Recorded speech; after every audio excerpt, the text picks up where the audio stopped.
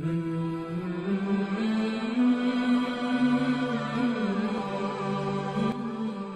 بدعت کو سمجھ لیجئے، یہ بدعت ہر بدعت گمراہی نہیں ہے۔ آقا علیہ السلام نے جو بدعت کے لیے کہا ہے اس سے مراد بدعت سیاح ہے، ورنہ باعتبار مجموعی بدعت کی 5 قسمیں ہیں۔ ایک ہے بدعت واجبہ، جس کو کرنا ضروری ہے، دین مکمل ہو گیا لیکن حضور نے نحو اور صرف اور گرامر کسی کو نہیں پڑھایا، لیکن جو قرآن سمجھنا چاہتا ہے، قرآن کی زبان سمجھنا چاہتا ہے، تو اس کے لیے آپ قرآن کی تعلیم کو عام کرنے کے لیے آپ کو نحو پڑھنا ہوگا، صرف پڑھنا ہوگا، گرامر پڑھنا ہوگا، تب آپ جا کر قرآن سمجھنے کی پوزیشن میں پہنچ پائیں گے۔ تو یہ واجب ہے کہ پڑھایا جائے تاکہ قرآن کا علم محفوظ کیا جا سکے۔ اور ایک ہے بدعت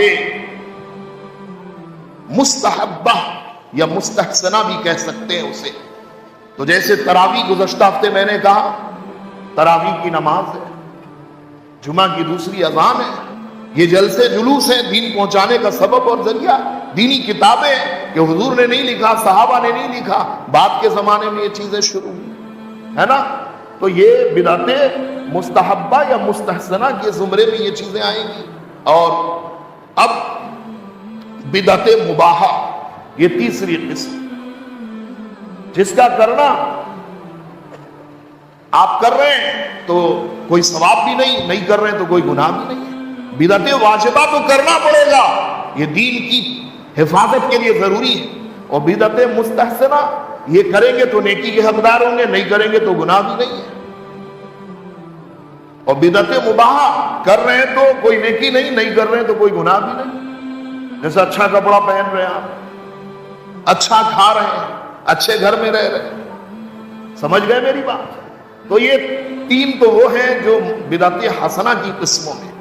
اور بدعت سیاحہ کی 2 قسمیں ہیں، بدعت مکروہہ اور بدعت محرمہ۔ تو بدعت مکروہہ جسے کرنا ناپسندیدہ ہے، اللہ کے رسول صلی اللہ علیہ وسلم نے منع کیا، جیسے مسجدوں کی تزئین، جی مسجدوں کو سجا دھجا کر رکھنا کہ آدمی کی طبیعت عبادت کی طرف کم اور سجاوٹ کی طرف زیادہ مائل ہو۔ اور بدعت محرمہ، تو یہ اب اس کا دائرہ بہت وسیع ہوگا، موجودہ شادی کی جو تقریبات ہیں اس میں اکثر کام اسی زمرے میں، اور ایسے ہی ہماری عید بقرعید کا جو تہوار ہے اس میں بھی بہت بڑے پیمانے پر اس کا لوگ ارتکاب کر رہے ہیں۔ تو ہمیں سمجھنا چاہیے کہ ہر بدعت بری نہیں ہے۔ 3 قسمیں میں نے بتائیں پہلے، اگر ان کا کوئی ارتکاب کرتا ہے تو گناہگار نہیں، بلکہ پہلی جو قسم ہے وہ تو واجب ہے، وہ کرنا ضروری ہے۔ مدرسہ بنانا، کتاب لکھنا، دین کے لیے کوشش کرنا، کتابیں لکھنا، سلیبس تیار کرنا، یہ ضروری واجب ہے۔ اور مستحسنہ تو وہ محفل منعقد کرنا، جلسے کرنا، میلاد پڑھنا، یہ بھی نیکی کا سبب ہے۔ اور مباحہ، اگر آپ اچھا پہن رہے ہیں تو کوئی حرج کی بات نہیں، اچھا کھا رہے ہیں تو کوئی حرج کی بات نہیں، اسراف نہ ہو، اچھے گھر میں رہ رہے ہیں تو کوئی حرج کی بات نہیں۔ البتہ یہ 2 جو آخر کی قسمیں ہیں، مکروہہ جس میں مسجدوں کی تزئین سے منع کیا گیا، اور محرمہ جو بالکل قرآن اور سنت کے خلاف ہیں، باتیں نئی بھی ہیں اور خلاف بھی ہیں، جیسے شادی کی تقریبات میں زیادہ تر باتیں ہو رہی ہیں، اس سے مکمل پرہیز کرنا چاہیے۔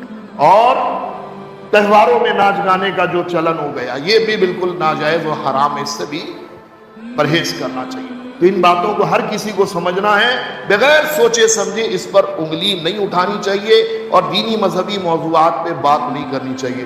وما علینا الا البلاغ۔ السلام علیکم ورحمۃ اللہ وبرکاتہ۔